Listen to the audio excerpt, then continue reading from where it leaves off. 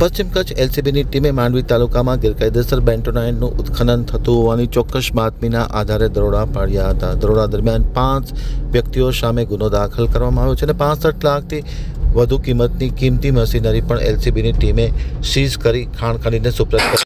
ખનીજ ચોરી પર અંકુશ લાવવા માટે ગઢસીસા પોલીસ સ્ટેશન વિસ્તારમાંથી ગેરકાયદેસર રીતે બેન્ટોનાઇટનું ખનન કરતા કિંમતી મશીનરી પકડી પાડી એલસીબીના કાફલાએ ધોરણસરની કાર્યવાહી હાથ ધરવામાં આવી હતી. ખાસ કરીને એલસીબીના સ્ટાફના દેવજીભાઈ મહેશ્વરી, સુરેશભાઈ વગેરેને બાતમી મળેલ કે વાંડ ગામની આસરાણી ગામમાં રસ્તા પર જખમંદિરની પાછળના ભાગે આશાપુરા માઇનિંગ કંપનીની લીઝની બાજુમાં આવેલ જમીનમાં વિમલ પ્રતાપ વાંઝા રહેવાસી સેન્ડલવુડ સોસાયટી ભુજ રહેવાસી બગડી બજાર માંડવી કચ્છવાળો ગેરકાયદેસર રીતે બેન્ટોનાઇટનું ખનન કરે છે. તેને હાલે આ ગેરકાયદેસર પ્રવૃત્તિ ચાલે છે.